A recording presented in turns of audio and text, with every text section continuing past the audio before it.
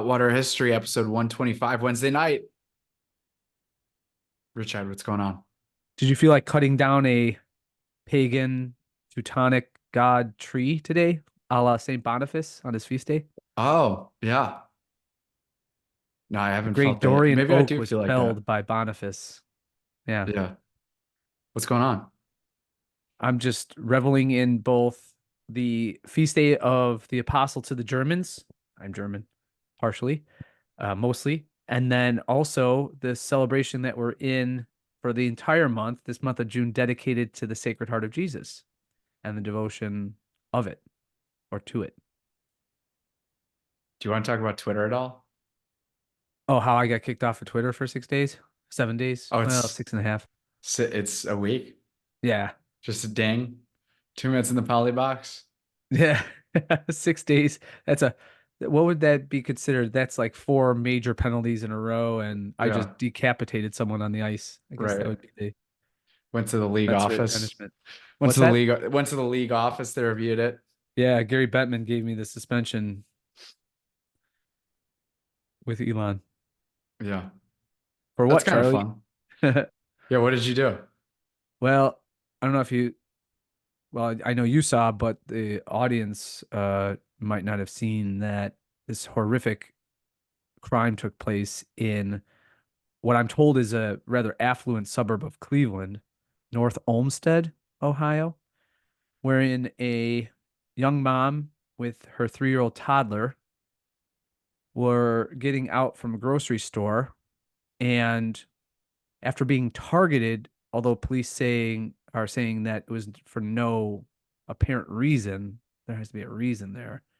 So that in of itself is contradictory. You can't target someone for no reason. But a deranged black woman who happens to be, by the way, a government employee in Child and Family Services, by the way, in Ohio, went and viciously stabbed in the chest and face this 3-year-old toddler to death. And then the mother, of course, went to the defense of the child and she was stabbed and is in the hospital. It looks like the mom will live, but this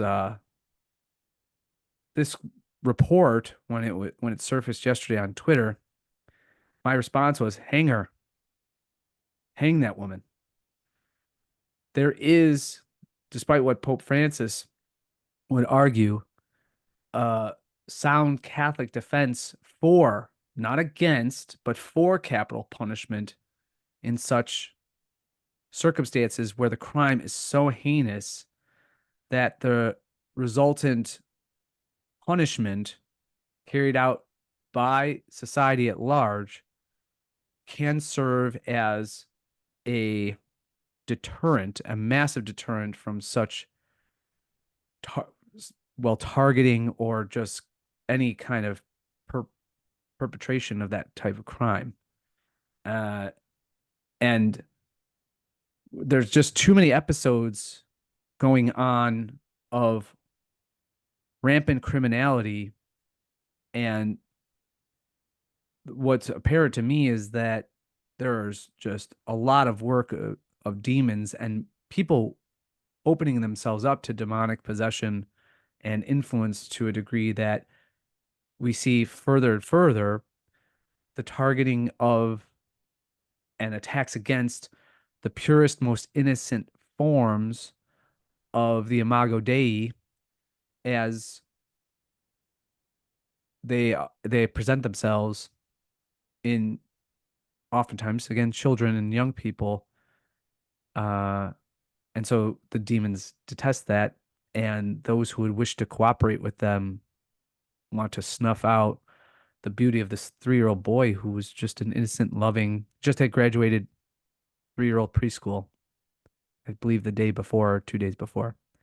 So the punishments in a just society, a non-decadent society, would be commensurate with the crime, or at least more commensurate with the crime, rather than trying to, through misplaced mercy, understand the depths of the psychosis of this woman.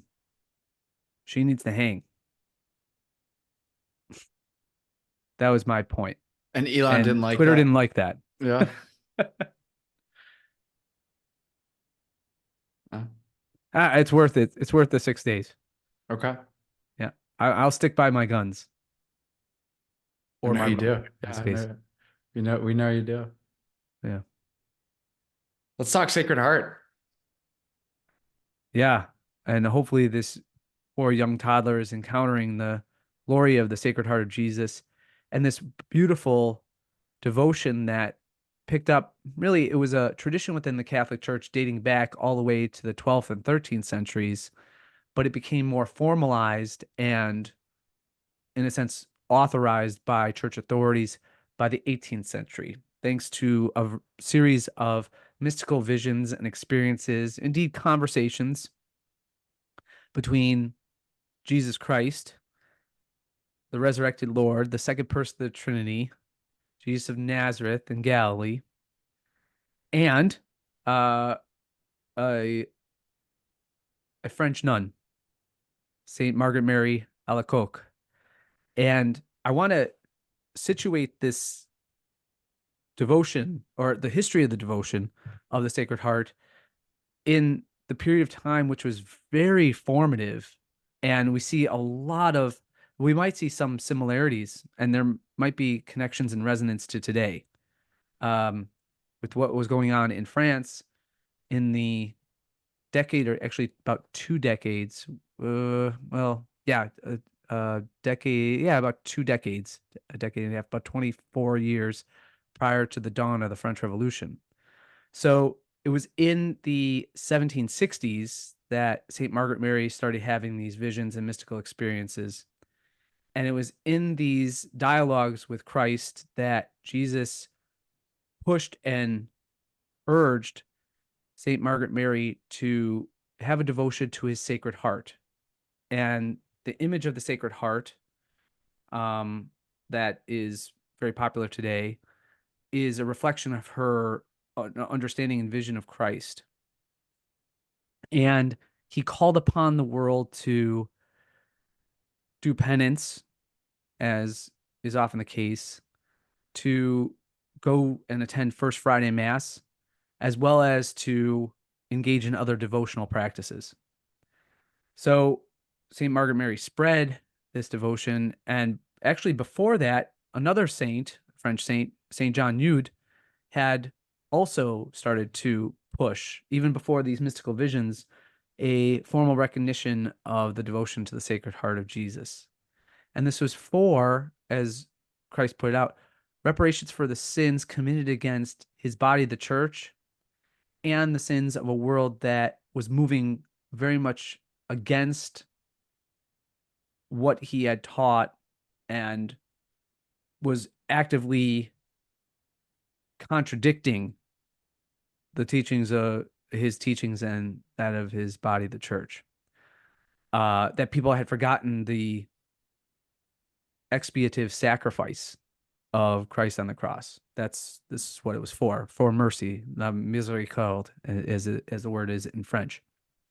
Now, you might, for those of you who are earnest and habitual listeners, about a year ago, when Charlie and I did an episode on the Mass of the Ages, the traditional Latin Mass from the 1962 Missal and the like, we analyzed a interview that Michael Knowles did with a theologian. I think his name was Tim Dolan. Forgive me, I didn't look up the last name of the theologian. And it was in that exchange between Michael Knowles and theologian, keep calling him Tim Dolan. So if we're misnaming him, please, we could go back and correct this, I guess, in the show notes. But anyway, the theologian made a great distinction from Michael Knowles, and the distinction was we have to remember that there is a difference between holy and sacred. So what confounded me a little bit, as I was contemplating this great month in which we dedicate to the Sacred Heart of Jesus and his resplendent mercy as he takes away the sins of the world, and he has mercy on us. And we are made, as St. Paul says, heirs in his kingdom through his sacrifice on the cross and by holding fast to his commandments and his teachings, which are redemptive. And we run the race, as he says to Ephesians, to win the race. to sanctity and holiness. Yeah, what confounded me a little bit was, well, why do we have a feast where we talk about the Sacred Heart of Jesus instead of the Holy? Now, for those of you who aren't French scholars or francophones or francophiles, there are different words in French for holy and sacred. So sacré is sacred, sounds easy, and saint, like saint, is holy. So there's a difference there, just as we say sacred and holy. And the clear difference, as the theologian pointed out with Knowles, was that something that's holy is imbued with God's presence. So that's why we say Holy Eucharist, the Holy Mass. Both segments, if you will, even in the Novus Ordo, of the liturgy of the Word and the liturgy of the Eucharist, it's a holy liturgy of the Word because God's Word is made present there. And God's presence is there in the proclamation of the readings in the gospel. And then, of course, in the liturgy of the Eucharist, God is made present through transubstantiation. So why don't we call this the feast day of the Holy Heart of Jesus? And the only thing I could really conclude that makes sense about this is that, remember, the image of Jesus and his image as the Sacred Heart. And if you're Catholic, and even if you're not Catholic, you've probably seen 1,000 images, if not the statues themselves, or stained glass windows, or icons of the Sacred Heart. And of course, It's right over your left shoulder. yes, there you go. Okay, perfect. Yeah, it's right over my left shoulder as we look at the Sacred Heart or Sacred Flame red IPA that was a collaboration between what brewing company was that with Tridentine working with them? It was Chainsaw Brewing in Oregon, I believe.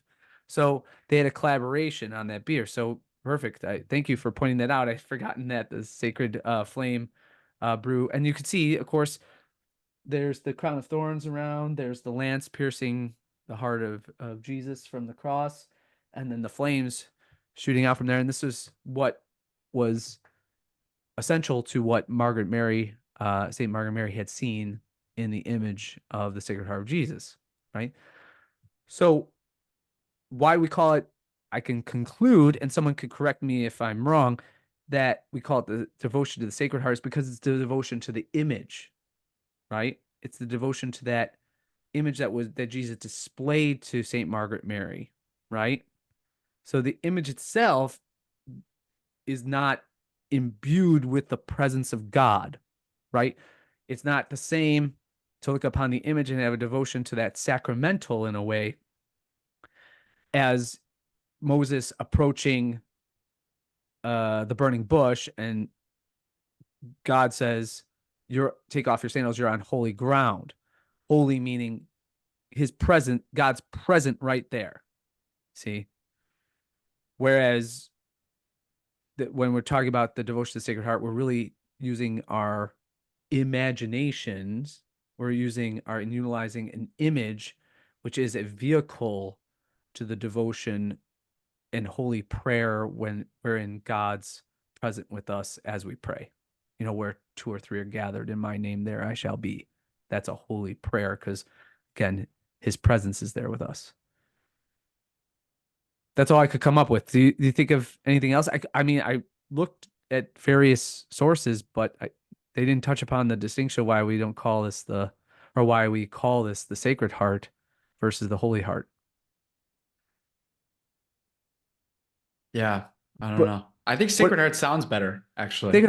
and it does sound better. Sacre-Coeur doesn't have the same ring Well, to it. I wasn't. Sacre-Coeur. But Sacre-Coeur, I mean, it does sound better in the French. I mean, but everything sounds better in the French. So, but going back to what I think is so important and where there's a distinctive connection, and perhaps you could draw this out a little bit more than even what I am presenting here in the history of this, is that these immensely important and transformative devotions erupt on the scene and God intrudes in these mystical ways, especially in French history, when the eldest daughter of the church, which is France, and the French people tend to go astray. And he did so powerfully here through this devotion of the Sacred Heart, because as Margaret Mary was receiving these visions and mystical experiences, which were vivid and detailed and utterly like just vitiated her world, it just like broke it apart. And then all these devotions followed, calling people back to repentance. Well, it's at the same time in the 1760s that Denis Diderot is writing the Encyclopédie, and Voltaire and Rousseau are publishing their most famous works, all of them critical of religious practice, uh, the Catholic Church's structure, its hierarchy, its institutions, calling people to a radical secularism. By the way, both Voltaire and Diderot, they studied initially. Diderot actually studied to be a priest. And guess what order they studied under, Charlie?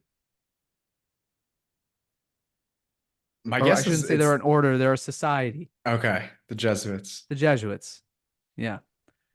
So, yeah, there's this rabid building secular element within the Enlightenment. One could argue that secularism was really the core of the Enlightenment. As the Enlightenment thinkers, if there was one thing that unified these disparate thinkers, and they were very different in their analysis of human nature, of institutions, like what ought to be preferred forms of government, how to arrange society, religious practice, religion itself, philosophy. They had wide divergences.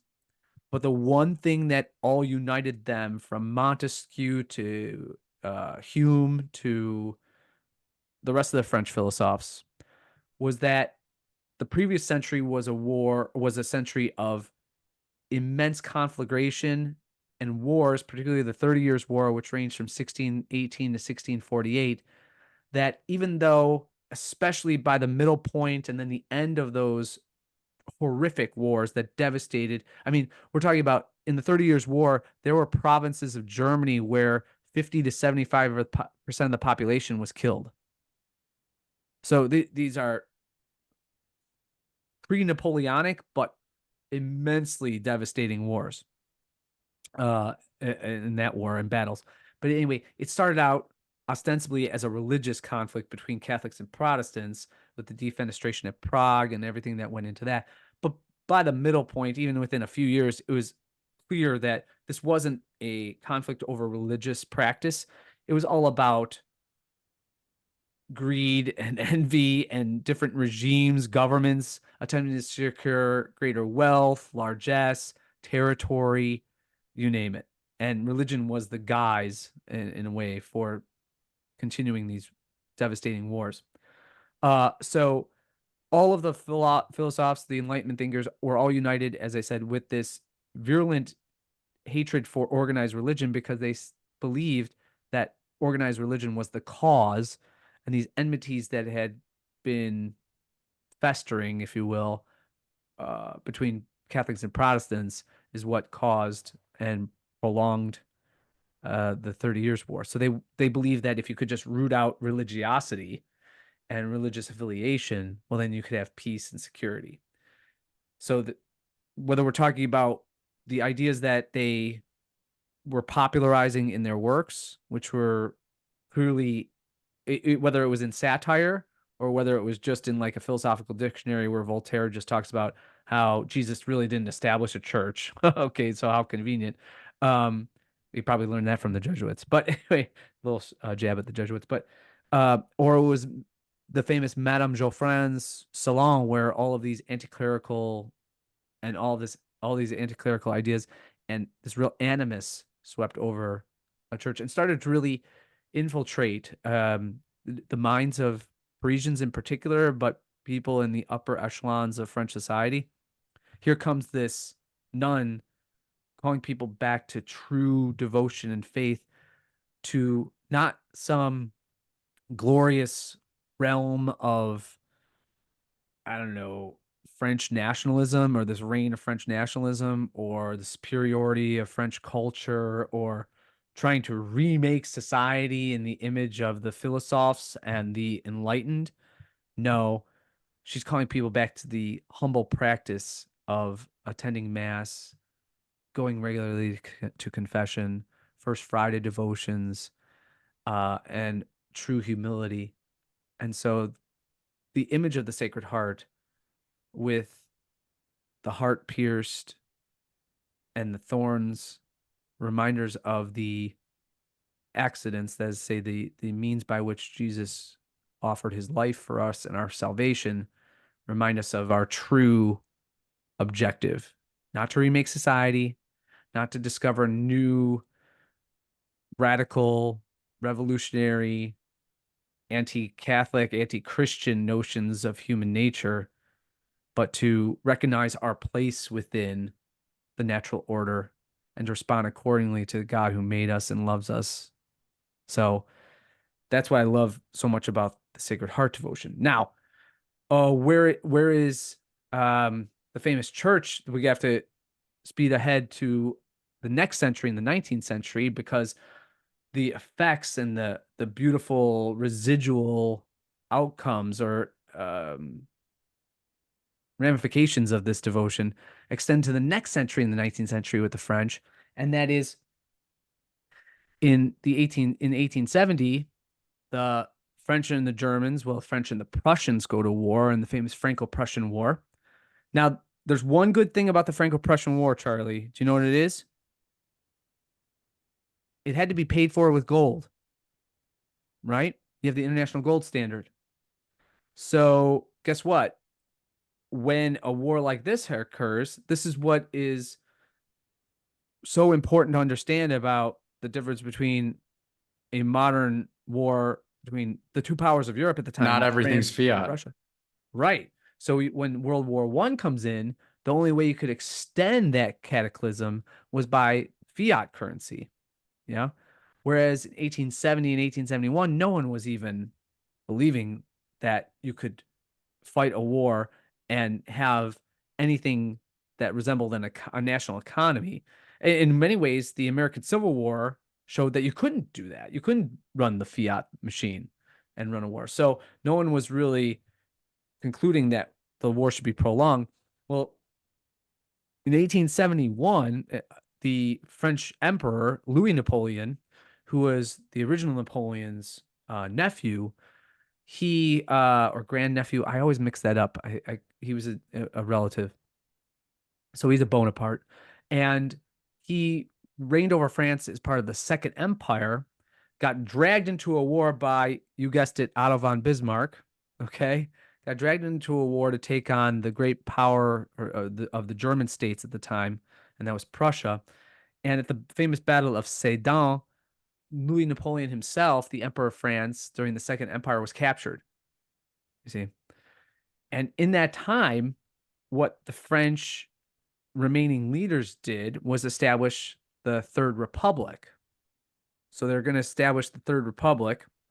And in doing so, they wanted to immediately, and they did immediately, negotiate a ceasefire and then essentially a surrender to the Prussians, which allowed for Germany to emerge. It was just the most humiliating thing for France. Outside of, people forget that Germany, the Prussians, occupied France and occupied the environs around Paris well before the Nazis did, way back in the 1870s. And in fact, the documents that were signed to create the new German empire and state, finally Germany's unified in 1871, that took place in the Hall of Mirrors at Versailles. So Germany, as a political entity, as a nation state, was formed and conceived in France. Weird, right? Yeah, I didn't know that. So this is a humiliating defeat. The old emperor was captured. He abdicates the throne, not unlike his predecessor, his uncle Bonaparte. Louis Napoleon's not going to have a comeback like the other Napoleon. And so France lays defeated, but Paris never surrendered. And in fact, Paris was overtaken by this thing called the Paris Commune. It was a group, it was these large groups of Paris workers, Parisian workers, who had been radicalized in previous decades, thanks to a lot of indoctrination by, well, utopian socialists and communists, Marxists, and the ideas that had spread there. And they formed what's called the Paris Commune, and they ruled over Paris for a span of 2 months as France had been defeated, Germany's forming at Versailles, and the Third Republic is trying to gain legitimacy, but these communists have taken over Paris. And so, in the midst of it, they were so radical that they started to do what the previous French revolutionaries of the century before, 90 years before, had done. They tried to de-Christianize Paris. They destroyed and burnt churches. They emptied reliquaries in the churches. They even killed the then Archbishop of Paris. These communards did. So what ended up happening was, because there was so much strain between the Third Republic, the new government, which controlled the army, and the socialist workers and their parties that had become the effective government in Paris, basically the Third Republic had to gain legitimacy, even though some of the representatives of the Third Republic had sympathies with the communards because some of them were communists too. But they're like, no, no, no, we can't have a bunch of workers controlling the capital city.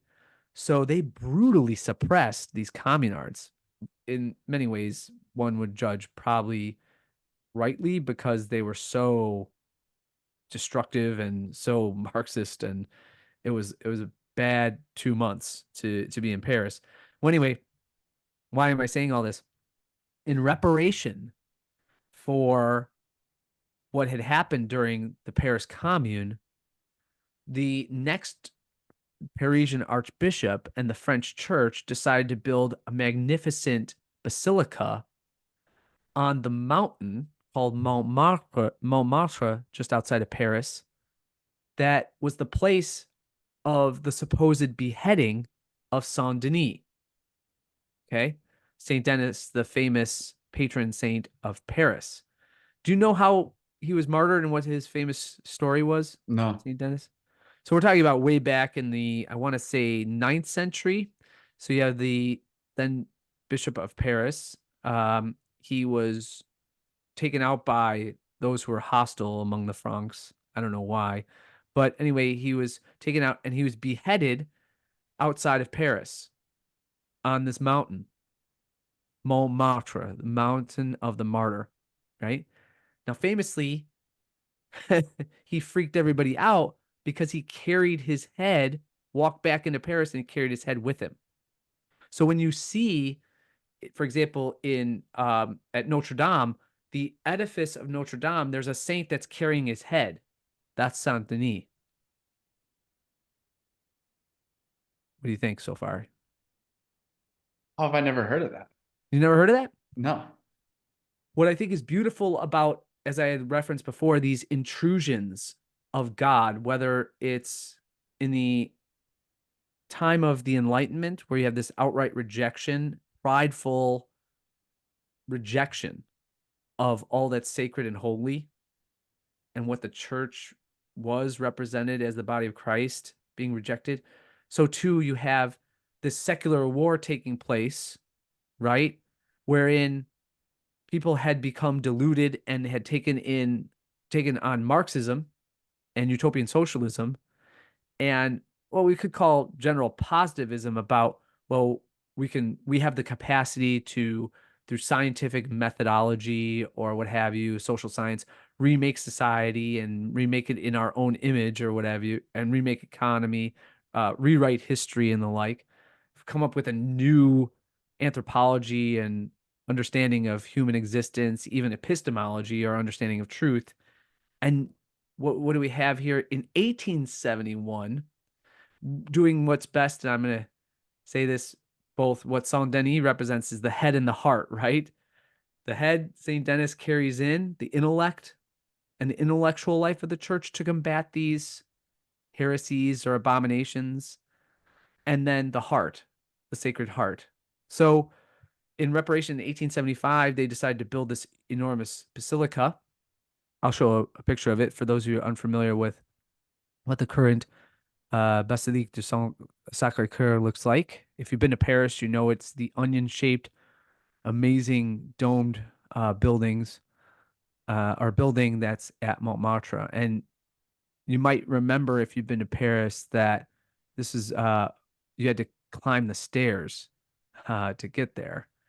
So whereas, of course, I have it minimalized, and so there's Wow. Sacre-Coeur. You familiar with that building, Charlie? No. Okay. Have you been to Paris? No. All right, one day. But you have to climb all these stairs to get there. As you can see, people ascending the stairs to get to Montmartre. And it's just one of the most beautiful buildings that make up, if not dominates, the Parisian skyline. Later, a lot of, I would say, anti-religious positivists would attempt to remake the Parisian skyline with a tower by Gustave Eiffel for the World's Exposition, the Exposition Universelle in 1889 in Paris. So the World's Fair was hosted by Paris in 1889, and there needed to be a marvel at the fair, so they built a huge tower. And reading the various histories, a lot of French historians comment about how the tower was meant to replace Sacre-Coeur as the dominant feature making up the Parisian skyline. So you could see all this creeping secularism and positivism within French society. And so what happens? God intrudes, right? And he allows this immense, beautiful basilica dedicated to the Sacred Heart, thanks to Saint Margaret Mary Alacoque and Saint Denis, to again remind the French, remind the world that above any tower, above any of the terrible tragedies that befall humanity of our own making, well, there rests our real abode, and that's in the Sacred Heart of Jesus. Yeah. Well, So we got a lot of theology there, but a lot of history. I hope that was informative, and it just reminds me of how important it is to have this devotion during the month of June. About connections to today, wherein this building was constructed to call people back to repentance and humility. We celebrate the Sacred Heart of the month of the Sacred Heart in opposition to the, of course, Pride Month, where we're supposed to be celebrating pride in the abomination of homosexual and other sexually deviant acts. What a contrast. What a contrast. I know what side I'm on. true. Speaking of that, Yeah, Chase Oliver. right. Chase Oliver, not a Catholic,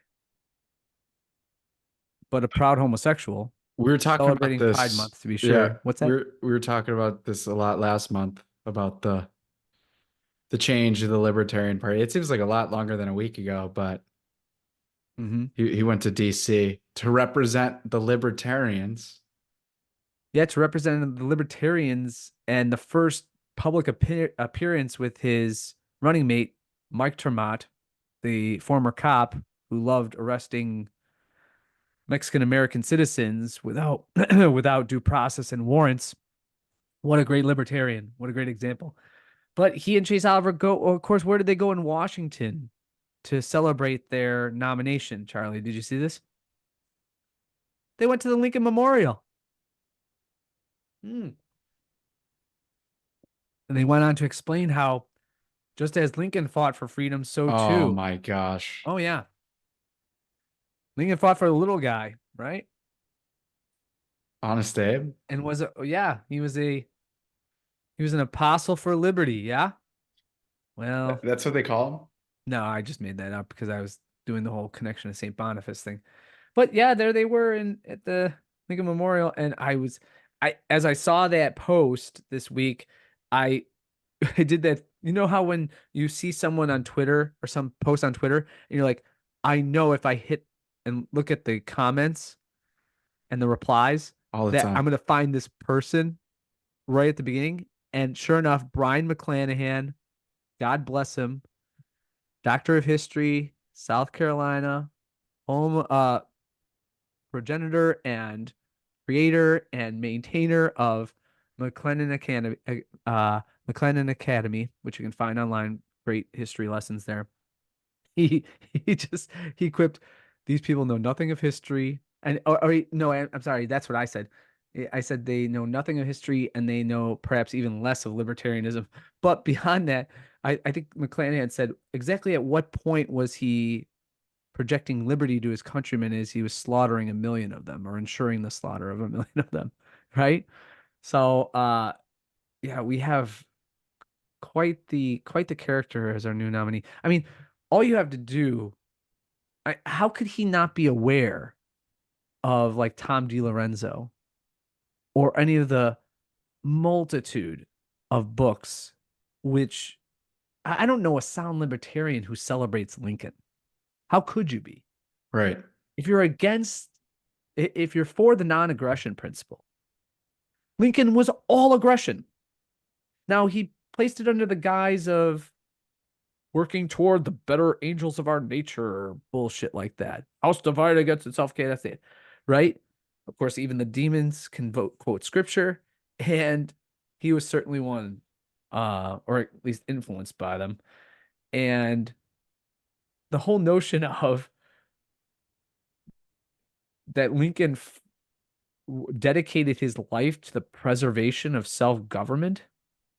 They did quote I shouldn't say that. I can't remember exactly what they said in the video, but I think they made reference to the Gettysburg Address. So it's like, good God, what a bunch of mealy mouth, backwards, historically ignorant tropes to trot out as the first like kind of public appearance of you and your running mate as the Libertarian. And of course now I'm saddened by the fact that Angela McArdle, the Mises Caucus chair of the Libertarian Party, has come out and says she's going to support Chase Oliver and Mike Tremont. So this is just further confirmation, Charlie, of what we already pointed out, that this is a train wreck and it's best to jump off. I'm glad we never were on it. And I'm not even taking that much satisfaction or schadenfreude in watching the train like fly off the cliff. But with Chase and Mike and now Angela on board, I just want to like wake her up and get her awake and out of her slumber so she could jump off in time. But she seems like she's going to be riding along with them. I'm glad that our our guys in the movement, like Dave Smith, Tom Woods, Clint, Russell, they want nothing to do with this. And by the way, in a major interview, of course, because he's a DC libertarian and just kind of a beltway libertarian, Chase Oliver gave an interview with Zach and Liz Wolfe. I forget Zach's last name, but at Reason Magazine. And the major, as you could suspect, what was the major topic that they talked about, or what was the kind of crux or the rub of the interview? About gender and kids. Transitioning kids. Because God knows we push and we are able to convince people of espousing the beauty, the true beauty of libertarian ideas, notions, principles by having a candidate who is in support of transitioning kids, right?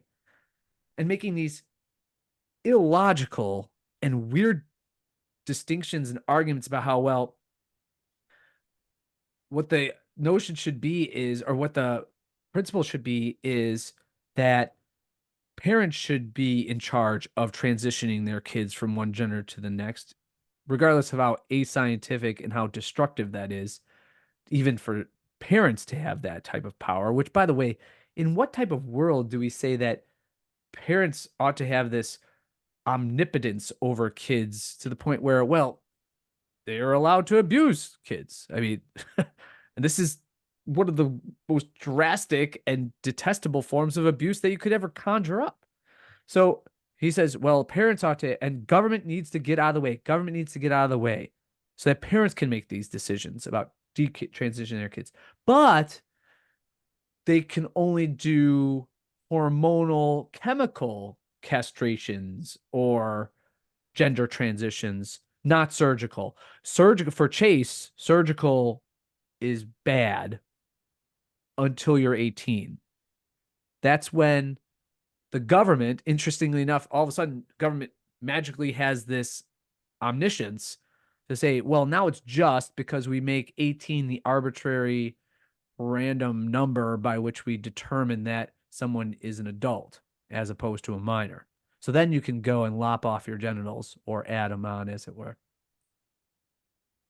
Now, as insane as that all is, what I think you and I need to point out, and by the way, Robbie and Dave did a great part of the problem on this, the last episode, in which they, to Dave's credit, he's like, I don't want to talk about Chase and the disaster that the LP is right now for too long, but then they spent about half an hour on it because they can't help themselves because they're just they peddle the truth, they peddle and explicate true libertarianism, and to see these simp, ignorant,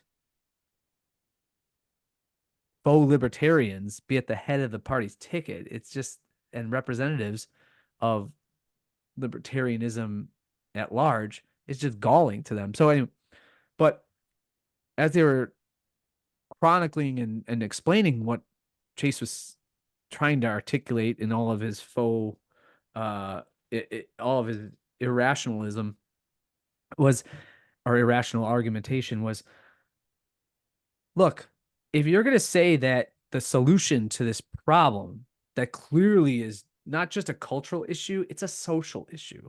It's even an economic issue because, and this is where DELINGPOLE comes in. I don't know if you saw the Delling pod in which he interviewed, and I wish I had the name of the doctor, but she was on the left. Can you look up that episode or the Delling pod and just list off what was his most recent episode? It was Dr. Jill something.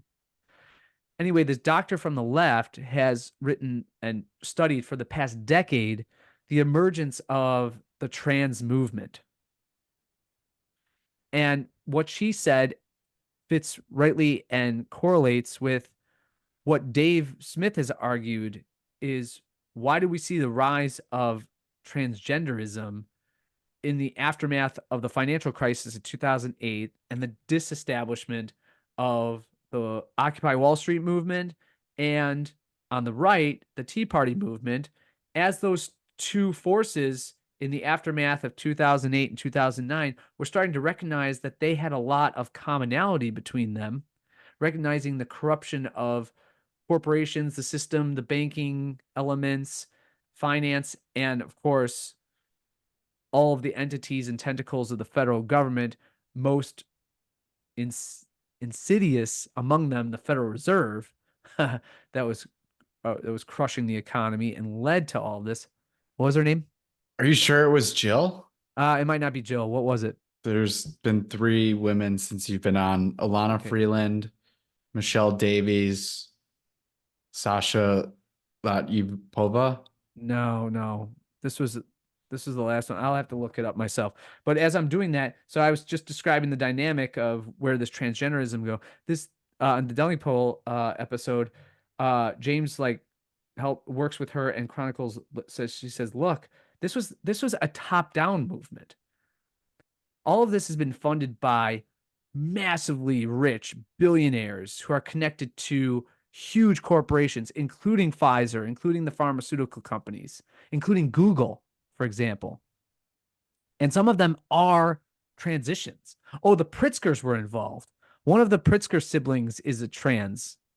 Jenny Pritzker, something like that, was a man turned into a woman. So they're funding all of this. And they're the ones who are inserting all of this trans doctrine into the schools. So whereas all these corporations during especially Pride Month in June have been over and over again and habitually trying to present the trans movement as this grassroots be sympathetic, means by which you could save kids from suicide. It's all a big corporate governmental program to indoctrinate people into believing that this is a real thing.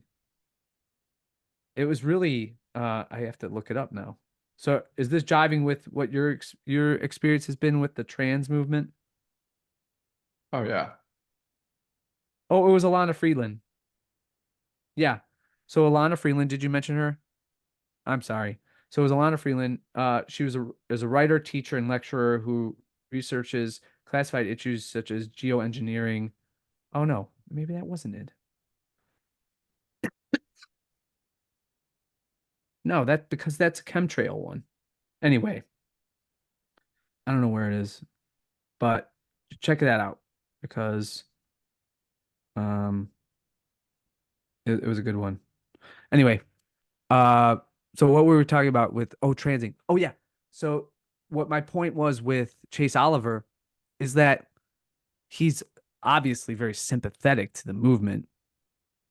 He doesn't, by the way, see the inherent contradictions as a gay man of pushing young people, or for that matter, adults that might have a same-sex attraction and confusing them to the point where they think they ought not to be male or female and instead transition to a different gender. I mean, isn't that in a way cisgendering them? Do you understand my point I here? totally get that point.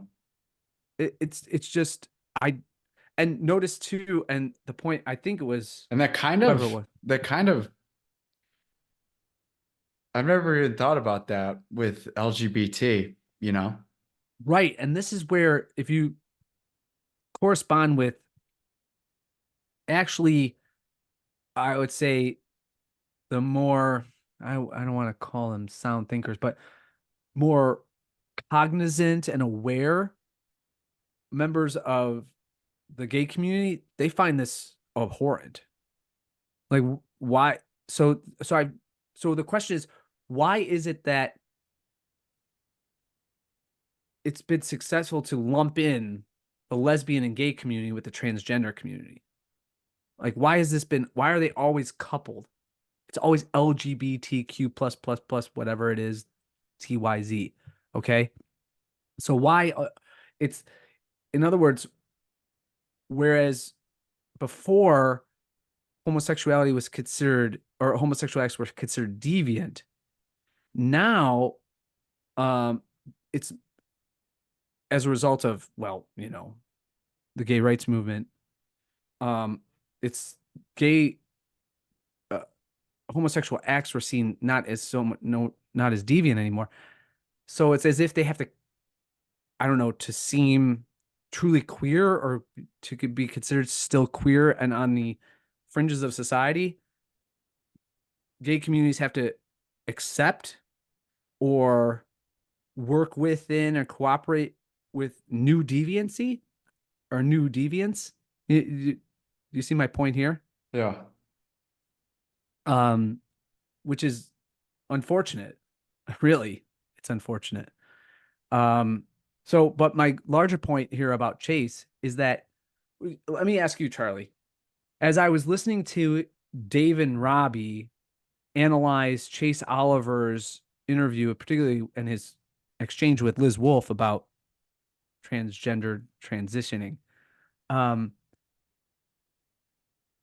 what what was wild to me is that he keeps saying, like, for example, when we talk about or present libertarian principles to, I won't call them normies because it's a little bit, that's a derogatory term, but I would just say people who are new to or interested in libertarianism, right?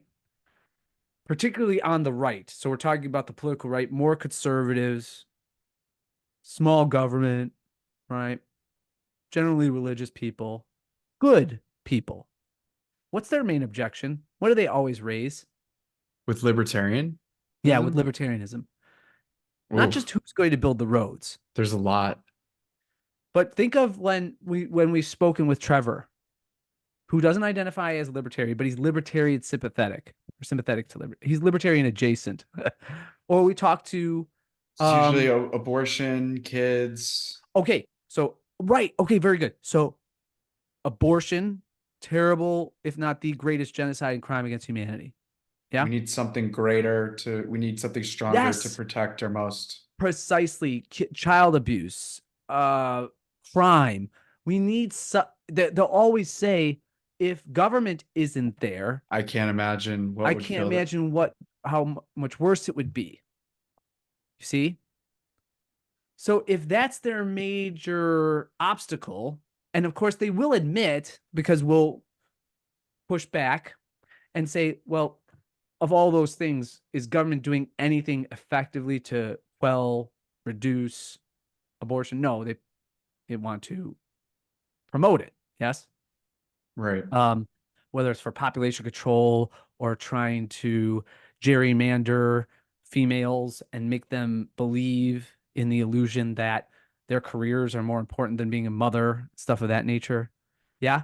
And so that Yeah. they could in a Rockefellerian way have, according to the project of the Rockefellers, to get women in the workforce so we could tax them more, so we could have larger government. Okay. So all those things, if you have a Chase Oliver as your lead mouthpiece of libertarianism, and he's saying, look, we just need government to get out of the way so that then parents are free to transition their kids, which he doesn't see as an act of aggression at all, which is insane. And he has no consideration outside of, well, if you cut them, that's bad. Uh, Consideration of informed consent, which kids are not able to supply. Well, then you have a lot of sick parents who then push this on their kids who are malleable and impressionable to enormous extents, if not completely so. They're not active moral agents, especially in such complicated and matters such as sexuality and identity and sexual orientation, all these things, which they're still forming, by the way, in their prepubescent and then later pubescent years. So this is he's in other words, whether wittingly or unwittingly, he's through proposing these arguments of government getting totally out of the way and saying, well, just let the free market of transitioning unfold. He's defeating some of the best arguments that we have for libertarianism. He's deconstructing the, I think, really sound edifice that good libertarians, like those in the Mises Caucus, the Lou Rockwells, the Ron Pauls, the Hans Hermann Hoppas of the world, had constructed. Because the right's going to say, this is insane. I'd rather hope, with fingers crossed, that we could elect good officials so they could stop this insanity. That's a much better option than doing the Chase Oliver route. Just say, throw your hands up in the air and let the neighbor who's a wacko lop off their son's penis and testicles and dress them up like they're Naomi Watts' kid, right? Or they're Right. Dwayne Wade's kid. And we're supposed to stand by and say, well, it's a libertarian principle, and I'm convinced of libertarianism that, well, they're the parent, so they have what?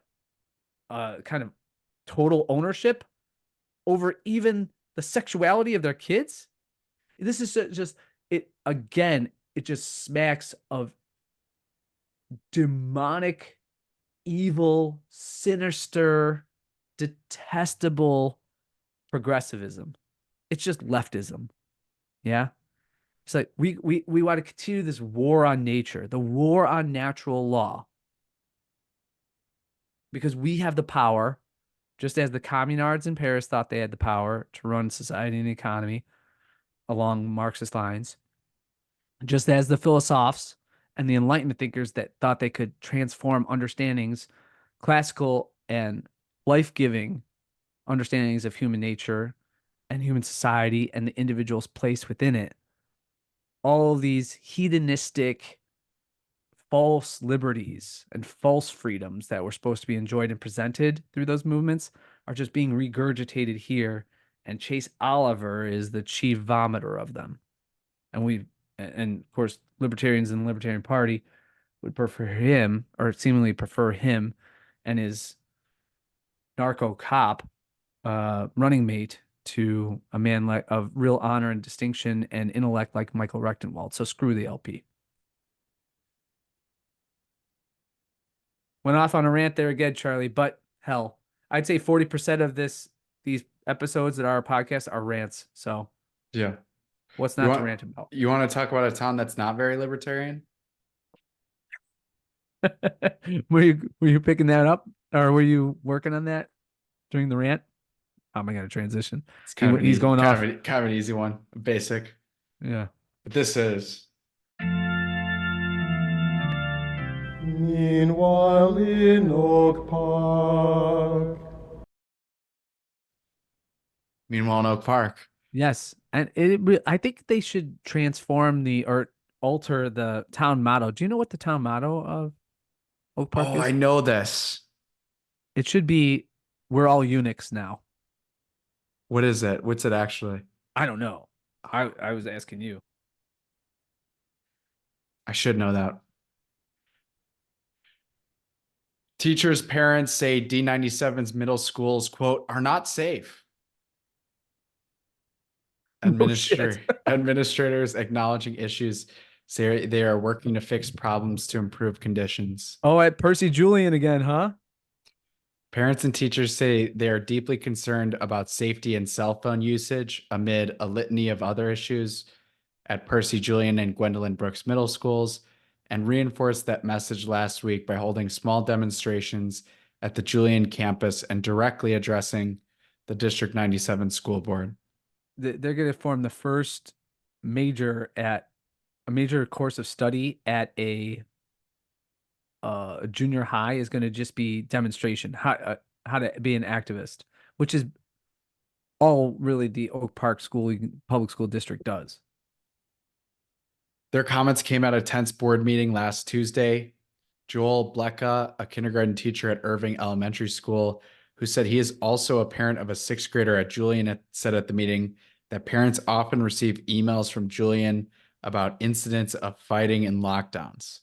Quote, everyone in this room can agree that we've got to do everything in our collective power to keep our children from becoming desensitized to violence, he said. Students and teachers need to feel safe.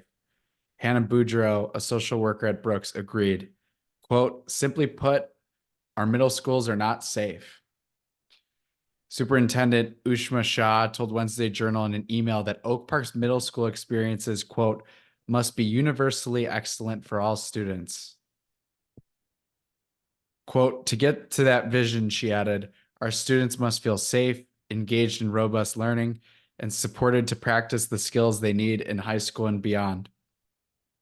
All of us as school adults, administrators, teachers, teaching assistants, office staff, custodians, and others are responsible to create the conditions for student success. Our district is committed to strengthening existing collaboration spaces and standing up new ones so that our values result in concrete actions. To ensure we are heard, at the meeting, Boudreau explained students who engage in physical or verbal altercations are often just sent back to class. Quote, no consequences, no accountability, no real restorative practices, she said. Boudreau added that she finds it concerning that if a suspension does happen to occur, attendance is frequently marked as a vacation or a mental health day. Just don't go. It's a vacation. I decided I'm on vacation. Hey, Jimmy, guess what? What? I'm on vacation next week. What does that mean? Where are you going? No, I'm just not coming to school. It's a mental health day too. Quote, why are we doing this? She asked. Are we intentionally doing this to alter our reporting numbers to ISBE? No. Are we putting our proverbial head in the sand and just pretending we don't have an issue? Yeah, This they Boudreaux never woman is going to be canceled. They never fudge the ISBE numbers. Oh no, no way. You're talking about a top 10 school district in the state.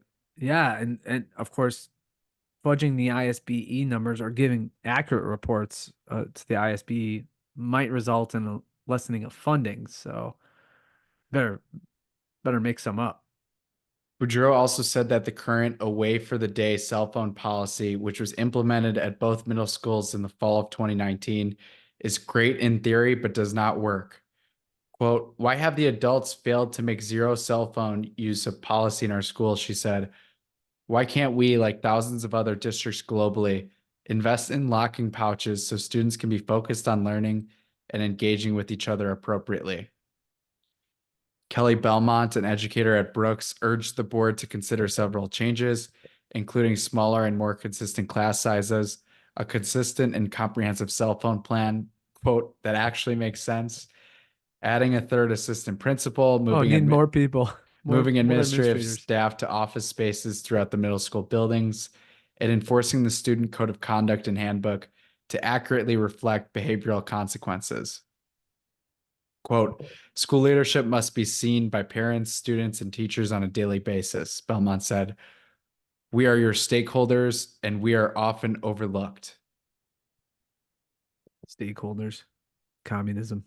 District spokeswoman Amanda Siegfried told Wednesday Journal that officials are taking a number of concrete steps to address the concerns as part of a broader multi-year effort to redesign District 97 middle schools. Whoa, Amanda Siegfried, isn't she a famous actress?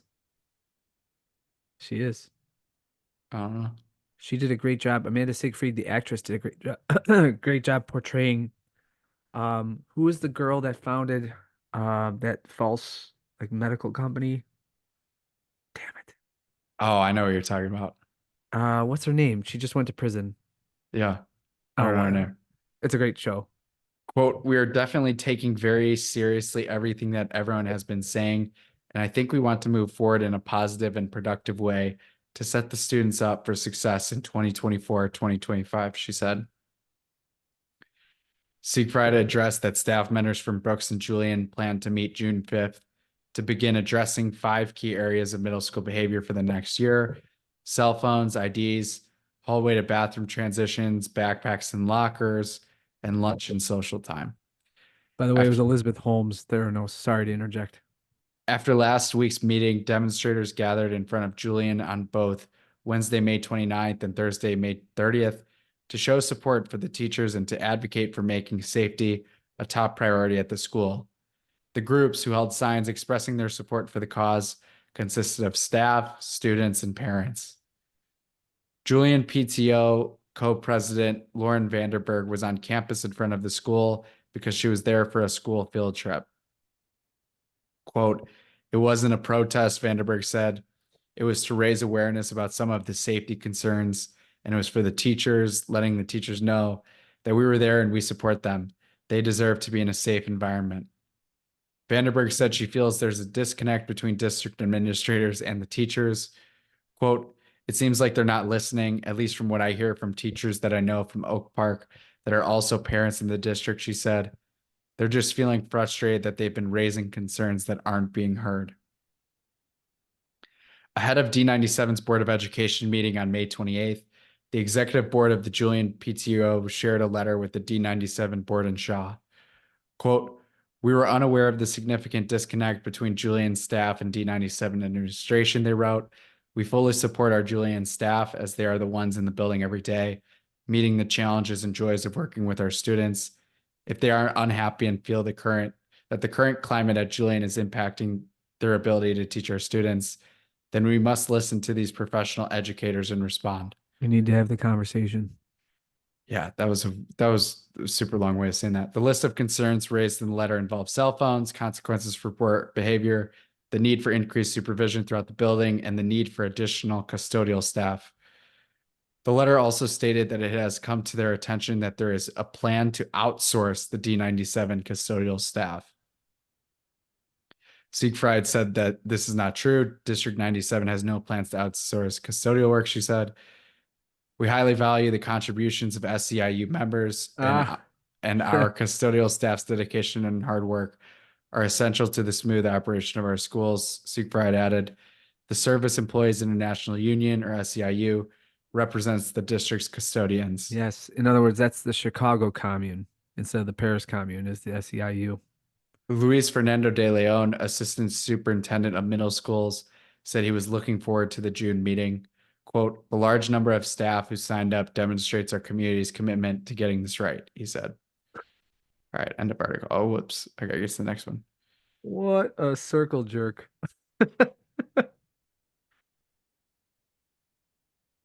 Annual Pride Month is in full swing. Celebrations of identity and self-expression invigorate the west suburbs and Chicago. This is so precious. Flamey Grant concert, Gary, we missed this one, Saturday, June 1st at Pilgrim Congregational Church. Yeah, I can only imagine what the initial pilgrims, William Bradford would say about having Pride Day. Oh God. All right. Go ahead. Pilgrim Congregational Church UCC is excited to present the amazing singer Flamey Grant in Yeah, concert. we're a long way from Plymouth Rock, aren't we? Flamey Grant is a powerhouse vocalist and intrepid songwriter and acclaimed drag queen from Western North Carolina who blends folk, gospel, and roots, transporting audiences with therapeutic, theatrical storytelling and song. Raised fundamentalist evangelical herself, much of Flamey's music centers on the queer spiritual journey.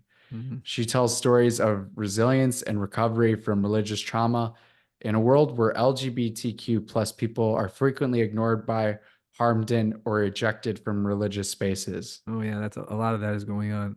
With a bold lip, a big lash, and a blistering voice, Flamey takes audiences to a soulful, uplifting church of her own making. Yeah. Oh, that's That's how all the churches work. yeah, yeah.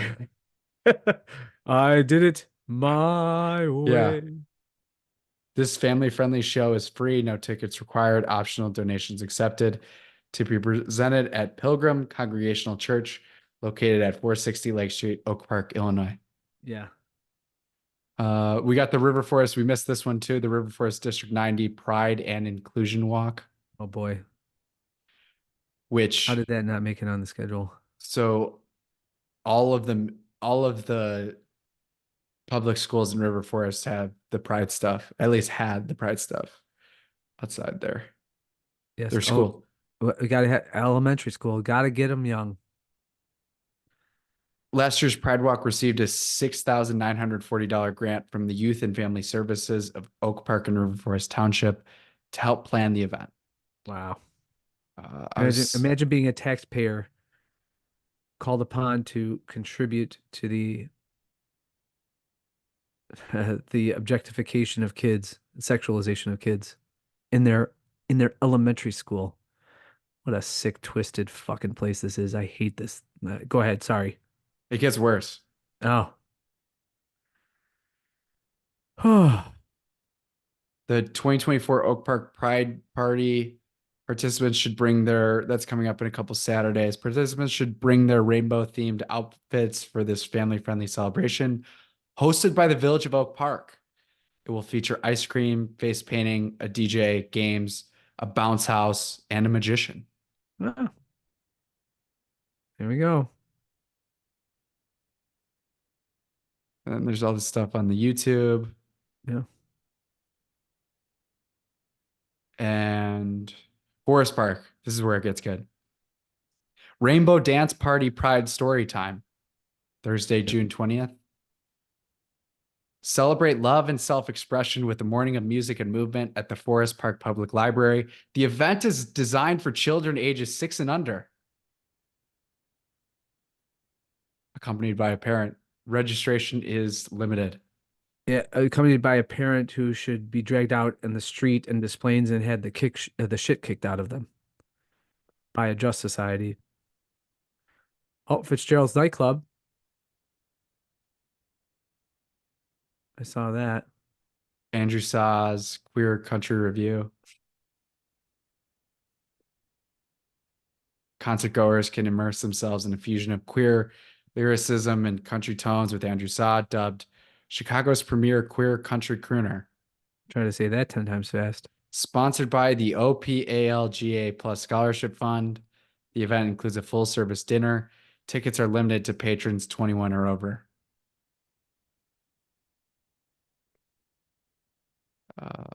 There was one other one I was looking at. West Chicago Bros. Wait, maybe it was this one. Berwyn, there were a couple of Berwyn things. Berwyn has become extremely gay. You know, I knew they were going gay when, remember that one time we were at a bar in Berwyn? Was it what the pizza place one? Yeah, that The one. one that was so hard that kicked me out because I didn't have my Vax card. That one. Yeah, that's what Yeah. I knew. What is it called? Flapjacks or flapjacks, whatever. Yeah. Hate that place.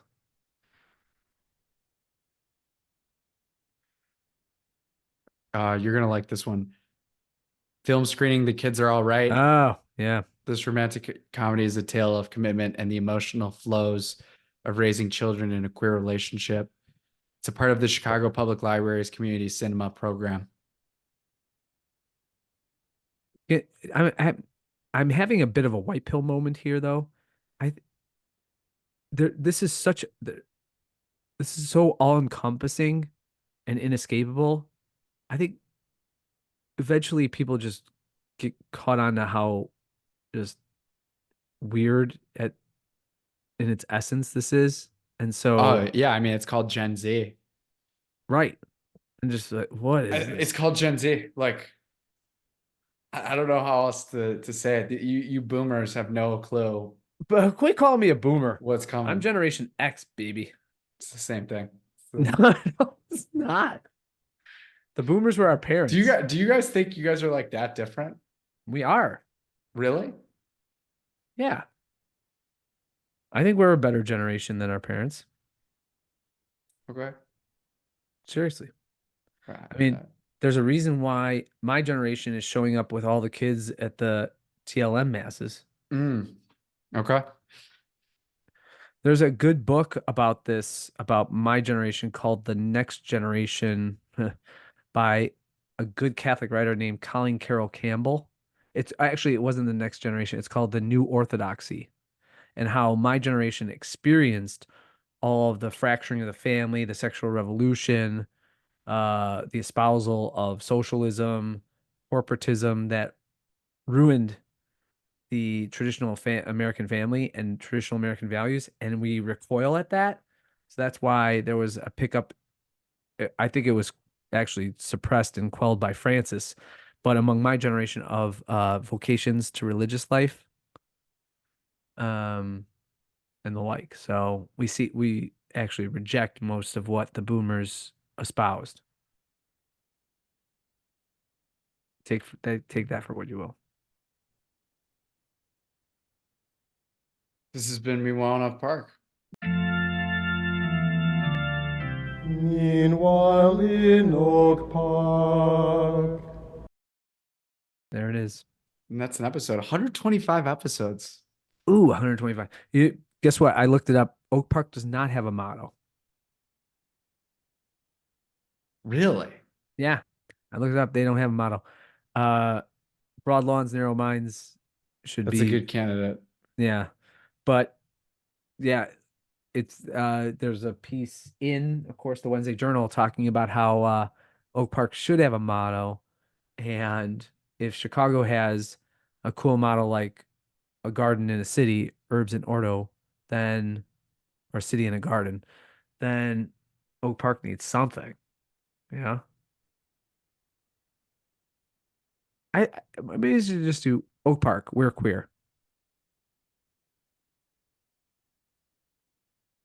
Oh, this is good. This is archive. Yeah. Are you looking at the 2006 piece? No, I saw Oh. that one. This is someone wrote this in. Okay. Joel Schoenmeyer. Mm-hmm. They asked, "What's your Oak Park slogan?" Uh-huh. And he wrote three. One is "Old hippies never die. They just moved to Oak Park." Okay.